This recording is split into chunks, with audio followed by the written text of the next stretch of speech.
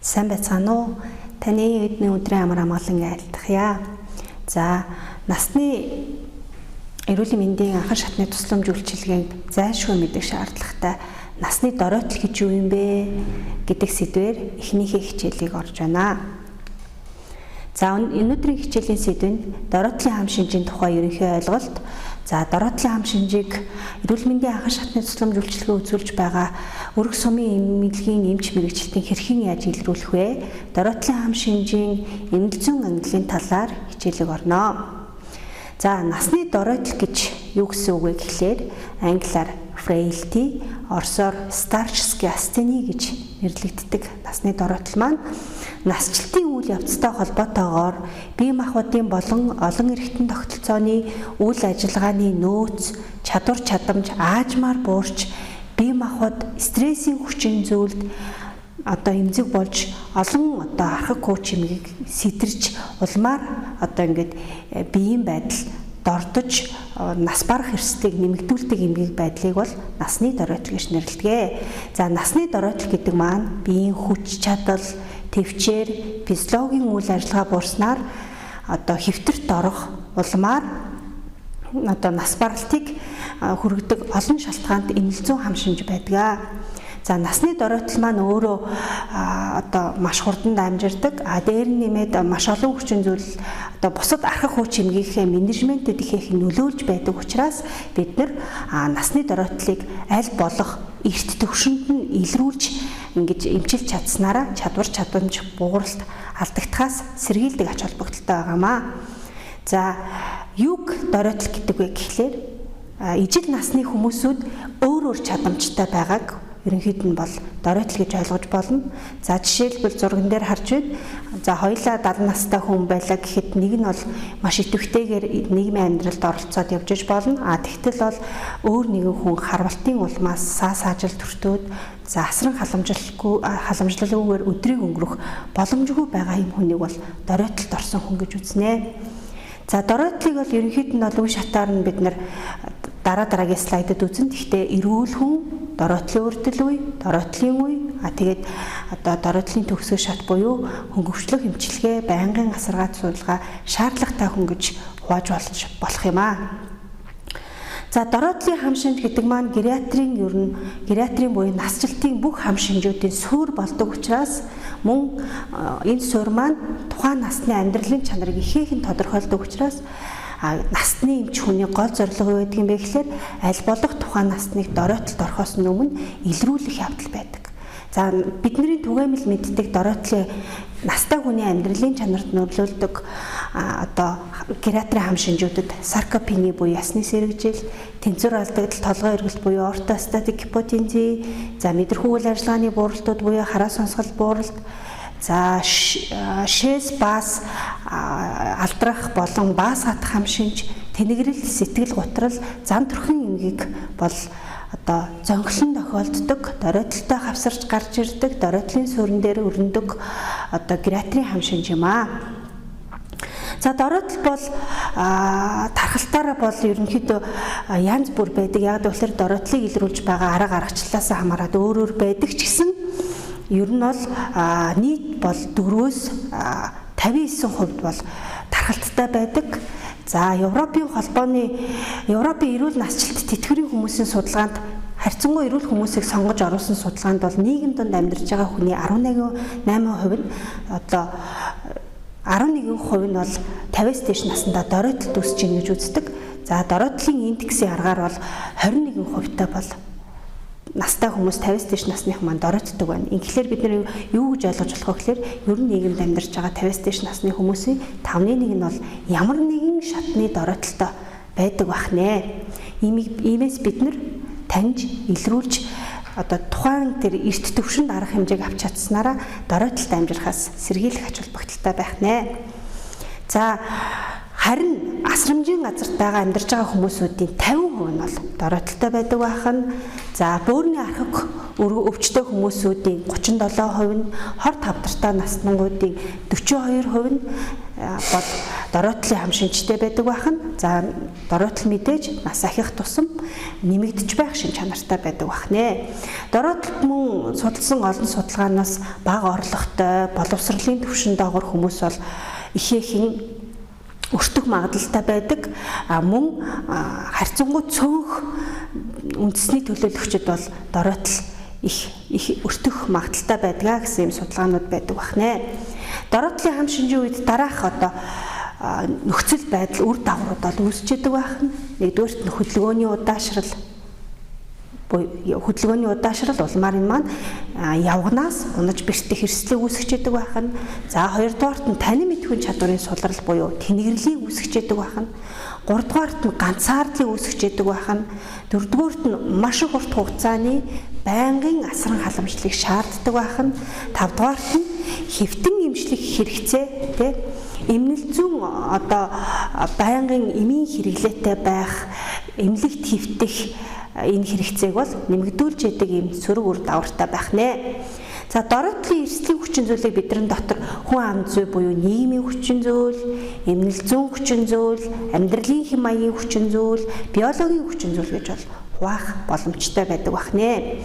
За хүн ам зүүн хүчин зүйлээс бол насжилт өөрөө дороотлын эрсдэл болдог байх нь. За эмэгтэй хүмүүс илүү их дороотлолд өртдөг байх нь. За боловсрол доогуур байх, ядууралтай байх, за ганцаараа амьдрах, за сэтгэл зүйн талд ганцаардлын байдал бол өөрөө хүн ам зүйн хүчин зүйлд ордог байх нэ. За эмнэлэг зүйн талаасаа болохоор олон өвчтөй байх, за хоол тэжээлийн дуталтай байх, мөн эсэргээрээ хоол таргалалттай байх, танин мэдхүйн чадварын бууралт, за сэтгэлийн хямрал, олон эмийн хэрэглээ зэрэг нь бол эмнэлэг зүйн талын дороотлын эрсдлийн хүчин зүйл болдог байх нь. За амьдралын хэм маягаас бол хөдөлгөөний дутагдал, идэвхгүй хэм маяг, за уургийн хэрэглээ бага байх, тамхины хэрэглээ, арх тамхи хэтрүүлэн хэрэглэх байдал нь бол дороотлын үүсгэх амьдралын хэм маягийн эрсдэл хүчин зүйл болдог байх нэ. За биологийн талаас бол 3 хүчин зүйл нөлөөлдөг байх нь. За нэгдүгээрт нь болохоор архаг өрөвсөлт өвчнүүдийн үед дороотл үүсгдэг байх нь. За хоёрдугаар дотоод шүүрлийн хүчин зүйл буюу дааврын хүчин зүйлүүдээс болж үүсдэг байх нь. За гуравдугаарт нь бичиж шим тэжээлийн бодисуудын тутмагшлаас болж дороотл үүсдэг байх нэ. За дороотлын үед тэгвэл ямар шинж тэмдэг илэрдэг юм бэ? Хизээч хүн бол би дороотод байна гэж бол эмнэлэгт ханддаггүй. Ийм учраас манай гериатрийн хам шинжүүдийн нэг өвөрмөс тал нь юу гэдэг вэ гэхээр хэрэв өрхийн эмч тань дээр, сумын эмч тань дээр 60-аас дээш насны хүн орж ирсэн тохиолдолд ямар нэгэн дотрийн өвчнөөр орж ирсэн тохиолдолд ямар нэгэн өвчний зовироор хандсан тохиолдолд бол зайлшгүй идэвхтэйгээр илрүүлэг хийхийг бол шаардаж байдгаар онцлог байх нэ. За дороотлын үед бол эмнэлзүүд олон эмийн хэрэглээтэй байх, толгой тарих эргэх, амьсгаадах, за явгнаас унж бэрцсэн асуумж түүхтэй байх, нойрны хямралд өртөх, шээс задгаарах, ой санамж алдагдах, танин мэдхүй сулрах, биеийн жин хаях гэсэн юм тийм түгээмэлдүү юм зовирууд бол байдаг. Энэ зовирууд бол настай хүнд илбэг байдаг. Ийм учраас бид эмнэлэг зүгээр нь бол яах нь харьцангуй дороотлыг танихад бол тийм амар биш байдаг бах нэ. За мөн үүнээс гадна хараа алдрах, сонсгол буурах, за тэгээ өөртөө өөрчлөх чадамжгүй болох, нийгмийн халамж хүртэх сонирхолтой болох, за байнгын асаргаанд байх, за хөдөлгөөний алдагдлалд орох, за тэгээд идэвхтэй үйл ажиллагаа хязгаарлагдах зэрэг шинж тэмдгүүд бол илэрдэг байна. За энийг бол бид нэр илүү энэ өөрөө зовирлож хэлхээсээ илүүтэйгээр бас байнга очдог настан дээрээ ажиглах, өөрийн эмч хүний эмнэлгийн мэрэгчлэлтэй хүн өөрснөө ажиглаж бас илрүүлэх боломжтой байх нэ. За дороотлын хувьд бол яадаг вэ гэхээр илрүүлэхгүй илрүүлж арга хэмжээ авч тухайн түвшинд нь чадамжийг хадгалахгүй байгаа тохиолдолд жил ирэх тусам бол даймжирч яадаг байх нэ. Ер нь нийт тохиолдлын 37% нь нэг жилийн хугацаанд бол дороотлынхоо хүндрлийн шат руугаа бол шилжиж байдгаа гэсэн юм судалгаа байдаг байх нэ. За дороотлын хам шинжийг илрүүлэх одоо ийм хоёр төрлийн загвар байдаг. За нэгдүгээрт нь болохоор Фрейдийн загвар. За энэ маань юу вэ гэхээр дороотлын хам шинжүүдийг одоо тодорхойлсон шинж тэмдгүүдийн биологийн одоо шинж тэмдгүүдийн цогцыг одоо илрүүлсэн загварыг Фрейдийн загвар гэдэг байна. За мөн Роквуд Метницкийн загвар гэж байдаг байна. За энэ маань дороотлын өвчний хавсарсан өвчтэй холбоотой одоо алдагдсан чадамжуудын одоо нийлбэрүүдийг нэмэх маягаар тодорхойлдог энэ аргачлал байдаг байна. За фенотипийн загвар буюу Фрейдийн шалгуур маань юу гэдэг вэ гэхээр нэгдүгээрт нь 5 шинж тэмдгээр илэрж байдаг. Гарын атгах хүч сулрах. За гарын атгах хүч суларж байна гэдэг бол энэ маань их биеийн арга ясны булчингийн массыг бол тодорхойлогч үндсэн шалгуур болж байгаа байна. За хоёрдугаарт нь биеийн шалтгаангүйгээр буурах. За алхах хурд удаашрах. За тэгээ биеийн идэвхтэй хөдөлгөөн буурч байнга ядарч сүлдсэн гэдэг цовир хэлэх. За шалтгаангүйгээр жин хасах. Ялангуяа сүүлийн 1 жилийн хугацаанд 5 ба түүнээс дээш хувиар жингээ алдаж байна гэдэг маань одоо фенотипийн загварын хувьд бол энэ одоо шалгуурыг хангаж ийн гэсэн үг байна. Тухайн тэр 5 одоо атгах хүч сулрах одоо биеийн жин буурах, алхах хурд буурах, биеийн идэвхтэй хөдөлгөөн буурч ядарч сулдах, жин хаях гэдэг энэ завруудаас дор хаяж одоо 3 тимээ гэд хэлэх юм бол энэ бол доройтолтой байна гэж үнэлэх хэрэгтэй байх нь. За 1-2 тимээ гэх юм бол одоо дороотлын үрдэл байх магадaltaй гэж үзэх нь. За байхгүй энэ 3 бол гайгүй байна гэх юм бол энэ хүн бол доройтолгүй байна гэж үзэж болох нэ. Тэгэхээр бидний одоо өрхтээр сум дээр тэр болгон бид нар гарын атгах хүчийг үүсдэг динамометрийн багж бол байдаггүй. Тийм учраас яадаг вэ гэхээр бид нар одоо дараа нь илрүүлэг асуумжаар бол бид нар оншилчих боломжтой байх нэ. За алдагдлын хуримтлын загвар гэдэг 2 дахь загвар байгаа. Энэ маань яадаг вэ гэхээр ерөөсөө буурсан чадвар чадамжуудыг нийлүүлээл олон байх тусмаа энэ маань илүү доройтолд орж гинэ гэж тодорхойсон загвар байдаг байх нэ. За олон улсад анхан шатны эрүүл мэндийн тусламж үйлчилгээ үзүүлж байгаа эрүүл мэндийн тусламж үйлчилгээ үзүүлж байгаа эм чимлэгийн мэрэгчлэнүүд маань за ирж байгаа хүмүүсүүдэд за эмнэлзүүн тусламж үзүүлэхдээ нас бол дарамт бишээ гэж нэрлэгдэх 7 үндсэн асуумжтай асуумжийн аргаар бид дороотлыг бол сэжиглэх боломжтой байдаг байна. За үүнд бол яадаг вэ гэхээр та сүүлийн 6 сарын дотор 5 ба түүнээс дээш килограмм жин хайсан уу? За хоёрдугаарт нь таны хараа сонсголын бэрхшээлээс болж өдөр тутмын амьдралаа ямар нэгэн одоо хязгаарлалт тавьдаг. Би одоо хараа мутамчин гарвал төөрөө явчихна гэд гих мэтэр одоо настай хүмүүсүүд ингээ нийгмийн идэвхтэй амьдралаа айгүй хязгаарлаж байдаг. Тэгэхээр ийм завар байна уугүй юу? Сүүлийн 1 жилийн хугацаанд явгнаас унж бэрцсэн өгүүлэмж байна уугүй юу? За явгнаас яагаад унжинэ гэхээр энэ хүнд бие дагуулагдах булчингийн эзэл хүмээс багаснаас одоо яах нь тэнцвэр тэгээд алхаа гიშгэнд өөрчлөлт орсон байна гэдгийг илэрхийлдэг байна. За дөрөвдүгээрт нь өнгөрсөн 7 хоногт сэтгэлээр гуниж гутарсан эсвэл сэтгэл төгшөөрсөн шинж тэмдэг байна уу гэж яах нь асуух нэ. За 5-дугаарт нь ой тогтоолт ойлголт чиг баримжаа зэрэг одоо олох зэрэгт бол одоо мөн одоо өдөр тутмын үйл ажиллагаагаа төлөвлөхөд ямар нэгэн бэрхшээл гардгуу гэж асууна. За шээс одоо алдрах зовөр байна уу те бие дааж алхаж шатаар өксөж уруудахад хүндрэлтэй байна уу гэсэн энэ 7 асуумжуудад тиймээ гэсэн хариулт өгж байгаа болгонд 1 оноо өхөн нь тэгээ 3 ба түүнээс дээш оноо өхөх юм бол энэ хүн доройтолттой гэж үзнэ. За 1 ба 2 оноо өхөх юм бол энэ хүнийг доройтлын үрдэл байна гэж үзнэ. Аль долууланд нь үгүй гэж хариулах юм бол энийг одоо доройтолгүй байна гэж үзэх нэ. Тэгэхээр бид нэр доройтолттой л гэж үнэлсэн бол яах ёстой вэ гэхээр тухайн тэр хариад үүргийн за өшөө одоо эрүүл мэндийн асуудал нь илүү тод илэрж байгаа хүмүүсүүд байх юм бол 3 дугаарчлын буюу гинекологийн үндэсний төвийн насны одоо доройтлын үнэлэх төв рүү явуулж насны цогц үнэлгээг хийлгэж тэдний олон мэргэжлийн багийнхны гаргаж өгсөн тухайн хүнд зориулж хөвчлэн гаргаж өгсөн менежментийг одоо яах нь настандаа хэрэгжүүлж ажилласнараа бид нар тухайн тэр настайг хүнийг амьдралын чанартайгаар урт наслуулах боломжтой байх нэ. За дороотлын эмнэлзэн ангиллын хувьд бол настай хүмүүсүүдийг ангилдаг. За биеийн байдал маш сайн хүмүүс гэж ангилал байдаг бахан. За энэ маань яадаг вэ гэхээр бие бэлтрийн болоод бэлтэржилт одоо нөгөө идэвхтэй хөдөлгөөний үед маш эрүүл хүмүүс байдаг бахан. За архаг хууч эмгэг бол байж болно. Энэ маань байлаа гэхэд намжмал үе шатандаа байдаг бахан. За идэвхтэй ажил хөдөлмөр эрхлээд нийгмийн дунд явж байдаг бахан. За гаднаас тусламж дэмжлэг санхүүгийнч бай, одоо сэтгэл санааныч бай, одоо эд материалын дэмжлэг бол шаардлагагүй хүмүүс байдаг бахан. За гериатрийн хам шинжүүдээс бол дээр дурдсан гериатрийн хам шинжүүдээс бол ямар нэгэн илрээгүй байдаг бахан. За танин мэдхүйн болон танин мэдхүйн чадварын сулрал болон тэнэгрэл үүсээгүй хүмүүсүүд байдаг бах нэ. За биеийн байдал сайн настан гэж байдаг бахан. За энэ маань бол одоо маш сайнтайгаа харьцуулахад бол эрүүл мэндийн хувьд бол одоо тийм бэлтэржилт буюу биеийн одоо идэвхтэй дасгал хөдөлгөөний зэрэг арай бага. За эмнэлзүүн талаа архаг хууч эмгэгийн хувьд бол одоо эмчилгээний тусламжтайгаар эм тангаа уугаад харьцангуй одоо тасан зохицлын байдалтайгаар байлгаад байдаг хүн байдаг бахан. За мэдээж гадны тусламж дэмжлэг шаардлагагүй.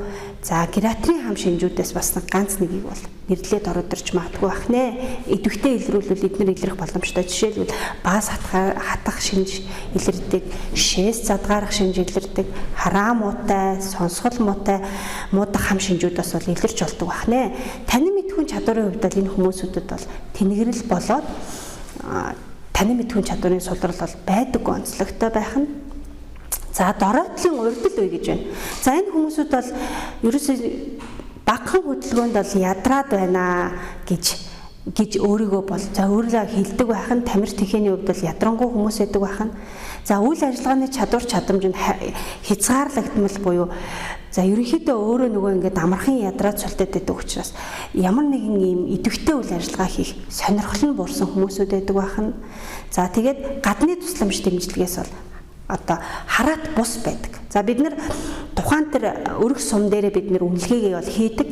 За бие даах чадамжийн үнэлгээ, бүтээлч үйл ажиллагааны үнэлгээ гэдэг үнэлгээг бол хийдэг.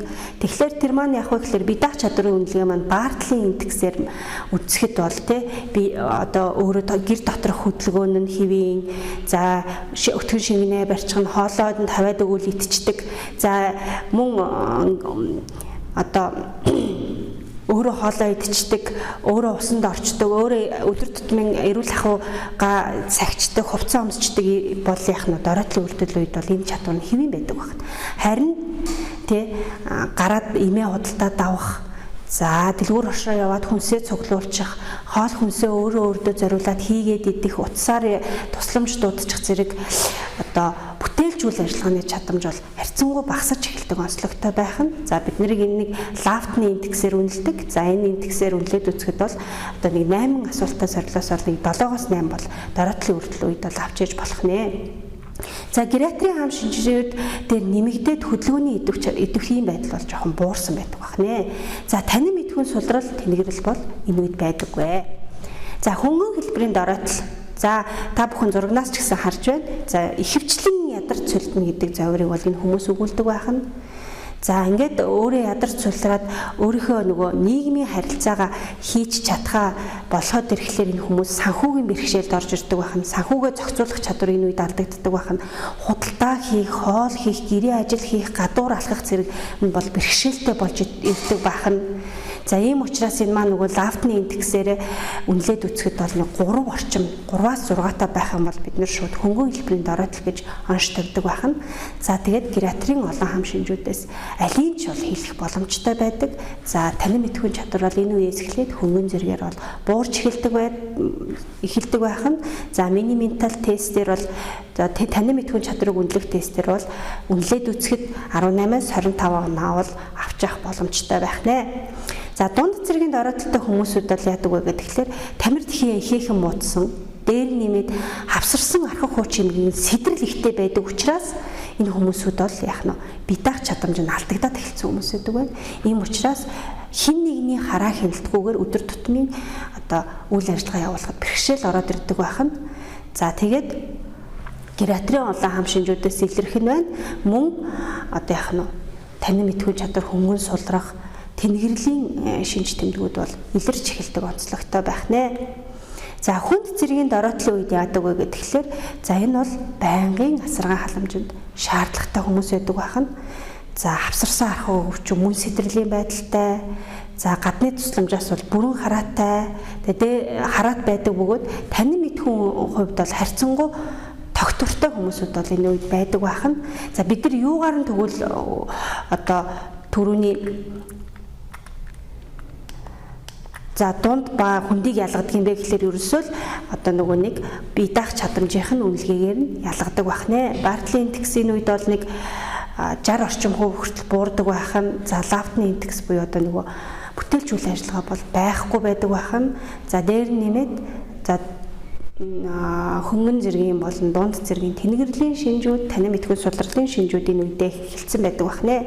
За маш хүнд үедээ бол яадаг вэ гэхэлэр тамир тэнхээ муудсан архаг өвчин байнгын сэтгэлийн байдалтай хүмүүсүүд орж идэг байх нь. За гадны тусламжаас бүрэн хамааралтай байдаг. За амьдралын төгсгөл бол ойртсон байдаг. За маш хүнд зэргийн дороотлын үед ямар нэгэн архаг өвчин сэтэрхээс илүүтэйгээр за гаднаас нэг хөнгөн өвчин тусцсан ч гэсэн энэ маань нөгөө эрүүл мэндийн бүх одоо биеийг хямрааж тэр нөгөө муудсан сулдсан дотоод чадвар чадамжийг алдагдуулж нас барах эрсдлийг бол нэмэгдүүлж идэг байх нэ. Бартлын индексийн үед бол 20% хүртэл бол багассан байдаг байх нь. За энэ үед бол үе сэтгэл зүйн талаас бол дэлгэрий буюу дэмэрл бол илэрч болно. За эцсийн шат гэж байдаг. За энэ бол юу вэ гэхээр энэ хүн бол орноосоо ч босох чадваргүй одоо яах нь байн өдөр тутмын бүх асаргаа сувилгаагаа өдөр тутмын бүх амьдрал бол асран халамжлагцаас шууд хамааралтай хүмүүсүүд орж идэг байна.